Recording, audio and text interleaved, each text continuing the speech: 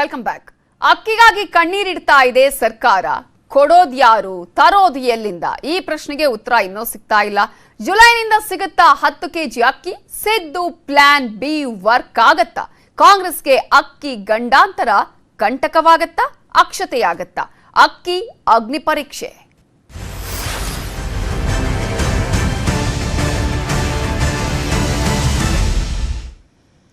ರಾಜ್ಯ ಸರ್ಕಾರಕ್ಕೀಗ ಅನ್ನಭಾಗ್ಯ ಗ್ಯಾರಂಟಿ ಜಾರಿಯದ್ದೇ ದೊಡ್ಡ ಟೆನ್ಷನ್ ಆಗಿದೆ. 10 ಕೆಜಿ ಅಕ್ಕಿ ಕೊಡೋದಕ್ಕೆ ಸಿಎಂ ಮುನಿಯಪ್ಪ ಸಭೆಯನ್ನ ಮಾಡಿದ್ದಾರೆ. ಆ ಸಭೆಯಲ್ಲೂ ಕೂಡ ಈಗ ಅನ್ನಭಾಗ್ಯ ಗ್ಯಾರಂಟಿ ಯೋಜನೆಯ ಜಾರಿ ಹೇಗೆ ಅನ್ನೋದಕ್ಕೆ ಉತ್ತರ ಸಿಗ್ತಿಲ್ಲ. ಈಗ 3 ಏಜೆನ್ಸಿಗಳು ಕೊಟ್ಟಿರುವ ದರ ಪಟ್ಟಿ ಬಗ್ಗೆ ಕೂಡ ಚರ್ಚೆ ಆಗಿದೆ.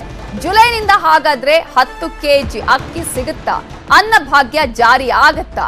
10 ಕೆಜಿ ಅಕ್ಕಿ ಕೊಡೋದಕ್ಕೆ ಸರ್ಕಾರದ ಮುಂದಿರುವ ಪ್ಲಾನ್ ಏನು?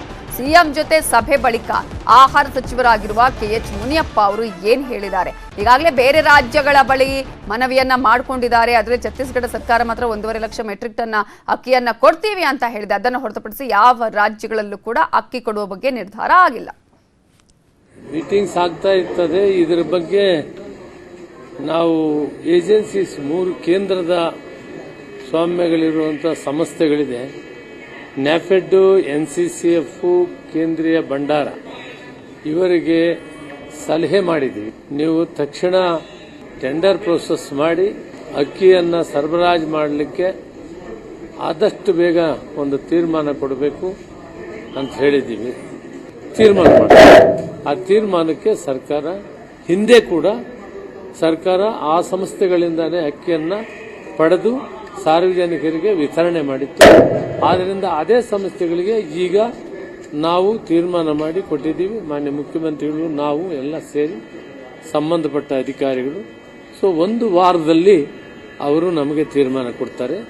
ಆಮೇಲೆ ಕಾರ್ಯಕ್ರಮ ಶುರುವಾಗ್ತದೆ. ಸರ್ಕಾರಕ್ಕೆ ದೊಡ್ಡ ಟೆನ್ಷನ್ ಆಗಿರೋದು ಅನ್ನಭಾಗ್ಯ ಯೋಜನೆ. ಇದನ್ನ ಜಾರಿ ಮಾಡೋದು ಹೇಗೆ? ಈಗ ಸರ್ಕಾರದ ಮುಂದಿರುವಂತಹ ಆಪ್ಷನ್ಸ್ ಏನೇನು? ಯಾವಾಗ ಜಾರಿ ಆಗುತ್ತೆ? ಈ ಪ್ರಶ್ನೆಗೆ ಇನ್ನು ಕೂಡ ಉತ್ತರವನ್ನು ಅವರು ಹುಡುಕ್ತಾ ಇದ್ದಾರೆ.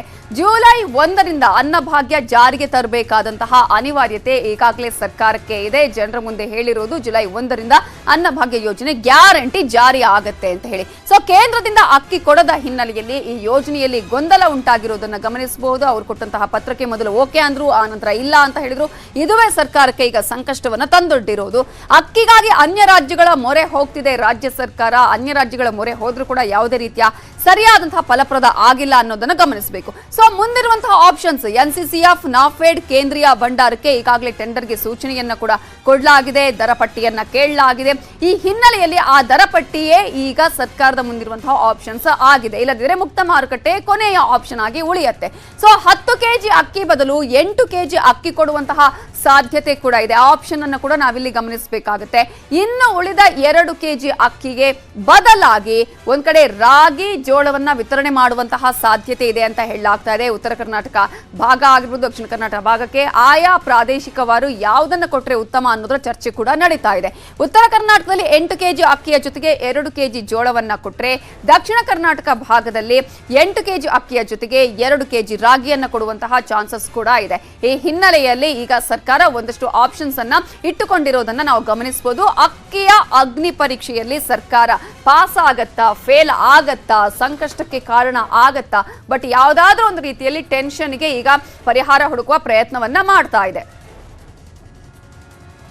ಇದರ ಬಗ್ಗೆ ಮಾತನಾಡೋಕೆ ನಮ್ಮ ಜೊತೆ ಈಗ ಆಹಾರ ತಜ್ಞರಾಗಿರುವಂತಹ KC ರಘು ಅವರು ಈಗ ನೇರ ಸಂಪರ್ಕದಲ್ಲಿ ಜಾಯ್ನ್ ಆಗಿದ್ದಾರೆ. KC ರಘು ಅವರೇ, ಈಗ ಸರ್ಕಾರದ ಮುಂದಿರುವಂತಹ ಆಪ್ಷನ್ಸ್ ಬಗ್ಗೆ ನಾವು ನೋಡ್ತಾ ಇದ್ವಿ. ಈಗ NCCF ಆಗಿರ್ಬೋದು, ನಫೆಡ್ ಆಗಿರ್ಬೋದು, ಕೇಂದ್ರದ ಭಂಡಾರ, ಇದುವೇ ಈಗ ಸರ್ಕಾರದ ಮುಂದಿರುವಂತಹ ಆಪ್ಷನ್ ಆಗತ್ತಾ? ಅಥವಾ ಈಗ ಮುಕ್ತ ಮಾರುಕಟ್ಟೆಯ ಮೂಲಕ ತೆಗೆದುಕೊಂಡ್ರೆ ಏನೆಲ್ಲ ಸಮಸ್ಯೆಗಳಾಗುವಂತಹ ಚಾನ್ಸಸ್ ಇದೆ, ಹೊರೆಯಾಗುವ ಚಾನ್ಸಸ್ ಇದೆ? ಅಲ್ಲ, ಈಗ ಅಲ್ಲಿ ಕೇಂದ್ರದ ಇನ್ಸ್ಟಿಟ್ಯೂಷನ್ ಮೂಲಕ ತಗೊಂಡ್ರೆ ಡೀಲ್ ಮಾಡೋದು ಸುಲಭ. ಆದ್ರೆ ನಮಗೆ ಸದ್ಯಕ್ಕೆ ನೀವು ಹೇಳಿದ ಹಾಗೆ 2 ಕೆಜಿ ಜೋಳ, ರಾಗಿ ಇಲ್ಲಿ ಮ್ಯಾನೇಜ್ ಮಾಡಿದ್ರೆ 5 + 2 7 ಆಯ್ತು. ಇನ್ 3 ಕೆಜಿ ಬ್ಯಾಲೆನ್ಸ್ ಏನಿದೆ ಅದು ಈಗ ಛತ್ತೀಸ್ಗಢ 1.5 ಲಕ್ಷ ಟನ್ ಕೊಡ್ತೀವಿ ಅಂತ ಹೇಳಿದಾರೆ. ಅದು ಕೊಟ್ರೆ ಜುಲೈ ಮ್ಯಾನೇಜ್ ಮಾಡಬಹುದು. ಆಗಸ್ಟ್ ಇಂದ ನಾವು ಈಗ ಪಂಜಾಬ್ ಅಲ್ಲಿ ನಾವು ಕೊಡ್ತೀವಿ ಬೇಕಾದಷ್ಟು ಇದೆ ಅಂತ ಹೇಳಿದ್ದಾರೆ. ಒಟ್ಟಿನಲ್ಲಿ ಅಕ್ಕಿಗೆ ದೇಶದಲ್ಲಿ ಕೊರತೆ ಅಂತೂ ಇಲ್ಲ. ಇಲ್ಲ ಅಂದ್ರೆ ನಾವು 22 ಮಿಲಿಯನ್ ಟನ್ ಎಕ್ಸ್ಪೋರ್ಟ್ ಹೆಂಗ್ ಮಾಡ್ತಿದ್ವಿ. ಸೊ ಜಾಸ್ತಿ ಆಗಿರೋದ್ರಿಂದ ಎಕ್ಸ್ಪೋರ್ಟ್ ಮಾಡ್ತಾ ಇರೋದು, ಜಗತ್ತಲ್ಲಿ ನಂಬರ್ 1 ರೈಸ್ ಎಕ್ಸ್ಪೋರ್ಟರ್ ಅಂತ ಹೆಸರು ತಗೊಂಡಿರೋದು. ಹಾಗಾಗಿ ಅಕ್ಕಿಯ ಕೊರತೆ ಆಗ್ಲಿ, ಈ ವರ್ಷದಲ್ಲಿ ಮುಂಗಾರು ಸ್ವಲ್ಪ ಹೆಚ್ಚು ಕಡಿಮೆ ಆದ್ರೂ ಕೂಡ ಒಂದು 5-10% ಆಗ್ಬಹುದು ಅಂತ ಹೇಳ್ತಾರೆ. ಆದ್ರೆ ಮೇಜರ್ ಇಂಪ್ಯಾಕ್ಟ್ ಆಗಲ್ಲ. ಹಾಗಾಗಿ ಅಕ್ಕಿಯ ಬಹಳ ಕೊರತೆನೇ ಇದೆ, ಹಾಹಾಕಾರ ಇದೆ, ಏನೂ ಇಲ್ಲ.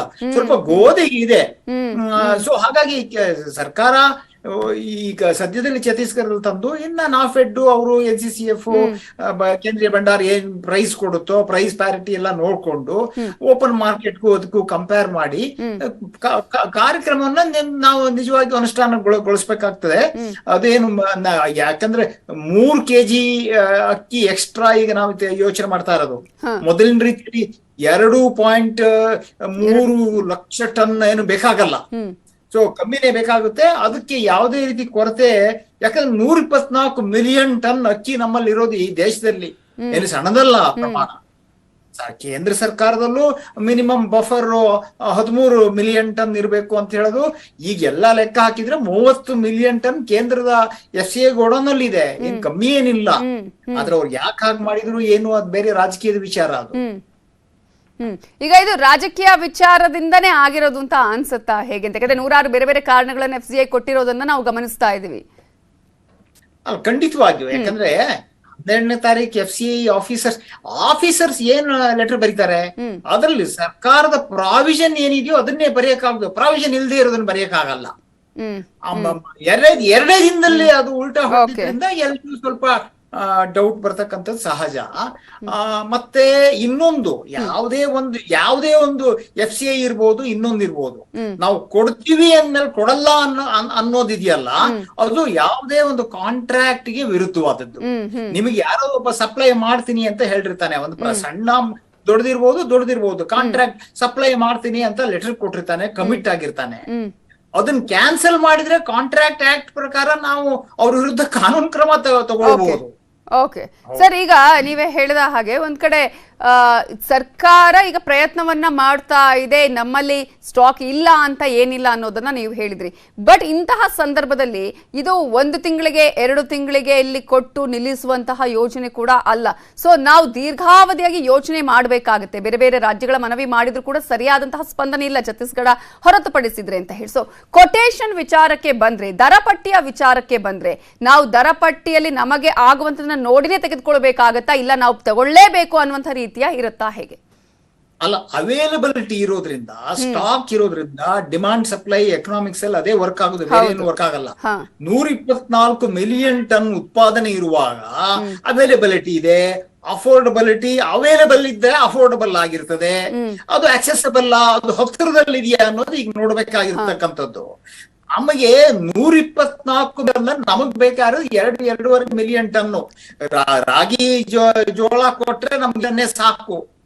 ಸೊ ಈ 2 ಮಿಲಿಯನ್ ಟನ್ನು ಏನು ಬಹಳ ಇಡೀ ದೇಶದ ಕರ್ನಾಟಕ ನುಂಗುತ್ತೆ ಅನ್ನೋದು ಅಲ್ಲ. ಅದು ಸಣ್ಣ ಪ್ರಮಾಣದ 224 ಮಿಲಿಯನ್ ಟನ್ ನಲ್ಲಿ 2 ಮಿಲಿಯನ್ ಟನ್ ಅಂದ್ರೆ ಎಷ್ಟಾಯ್ತು? ಬಹಳ ಕಡಿಮೆ ಪ್ರಮಾಣ ಬೇಕಾಗಿರ್ತಕ್ಕಂಥದ್ದು. ಎಕ್ಸ್ಟ್ರಾ 5 kg ಅಂತೂ ಬಂದೇ ಬರುತ್ತಲ್ಲ, kg ಅಂತ ಸಮಸ್ಯೆ ಆಗೋದಿಲ್ಲ. ಇದು ಪಾಲಿಟಿಕ್ಸ್ ಇರೋದ್ರಿಂದ ಟೈಮ್ ನಡೀತಾ ಇದೆ, ಅದು ಇನ್ನೂ ಸ್ವಲ್ಪ ಟೈಮ್ ನಡೆಯುತ್ತೆ. ಈಗ ಜನರಿಗೆ ಇರುವಂತಹ ಪ್ರಶ್ನೆ ಒಂದೇ ಸರ್, ಎಲ್ರಿಗೂ ಇರುವಂತದ್ದು, ಜುಲೈಯಿಂದನೇ ಮಾಡೋದಕ್ಕೆ ಚಾನ್ಸಸ್ ಇದೆಯಾ? ಆಗುವಂತಹ ಚಾನ್ಸಸ್, ಯಾಕಂದ್ರೆ ಟೈಮ್ ಈಗ ಕಡಿಮೆ ಇರೋದ್ರಿಂದ ಸಂಗ್ರಹ ಮಾಡೋದಕ್ಕೆ ಸಾಧ್ಯ ಆಗತ್ತಾ ಹೇಗೆ? ಅಲ್ಲ, 5 kg ಅಂತೂ ಖಂಡಿತ. 5 kg ತಿಂಗಳಿಗೆ 10 kg ಕೊಡ್ತೀವಿ ಅಂತ ಹೇಳಿರೋದು. 5 kg ಜುಲೈಯಲ್ಲಿ ಕೊಟ್ಬಿಟ್ರೆ 15 ದಿನಕ್ಕೆ ಸಾಕು. ಅದು ಆ ನಡುವೆ 2 kg ಜೋಳ ರಾಗಿ ಕೊಟ್ರೆ 7 kg ಆಯ್ತು.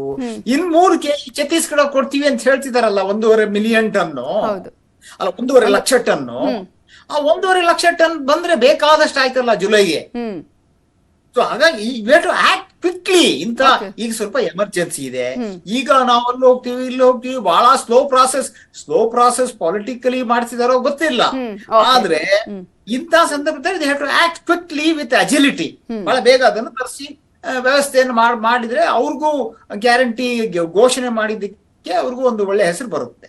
ಓಕೆ, ಧನ್ಯವಾದಗಳು ಸರ್ ನ್ಯೂಸ್ 18 ಜೊತೆ ಮಾತನಾಡಿದ್ದಕ್ಕ. ಇನ್ನು ಸೊ ಜುಲೈಯಿಂದನೇ ಸಿಗುತ್ತಾ? ಆಹಾರ ಸಚಿವರು ಹೇಳಿದ ರೀತಿಯಲ್ಲಿ ನಾವು ನೋಡೋದಾದ್ರೆ ಆಗಸ್ಟ್ ಒಳಗಡೆ ನಾವು ಕೊಡ್ತೀವಿ ಅಂತ. ನೋಡೋಣ ಏನ್ ಮಾಡ್ತಾರೆ, ಯಾವ ರೀತಿಯಾದಂತಹ ಪ್ರಯತ್ನಗಳಲ್ಲಿ ಸಕ್ಸಸ್ ಆಗ್ತಾರೆ ಅನ್ನೋದು. ಇಷ್ಟು ಮಾತ್ರ ಅಲ್ಲ, ಇನ್ನು ಬಿಜೆಪಿ ವಿಚಾರ ನೋಡೋದಾದ್ರೆ ಬಿಜೆಪಿ ರಾಜ್ಯಾಧ್ಯಕ್ಷ ಹುದ್ದೆಯ ವಿಚಾರ ಬಹಳ ಚರ್ಚೆಗೆ ಬರ್ತಿದೆ. ಯಾರಾಗ್ತಾರೆ, ಯಾರು ರೇಸ್ ನಲ್ಲಿದ್ದಾರೆ, ಇದ್ರ ಬಗ್ಗೆ ಡೀಟೇಲ್ಸ್ ಕೊಡ್ತೀವಿ ಬ್ರೇಕ್ ಆದ್ಮೇಲೆ.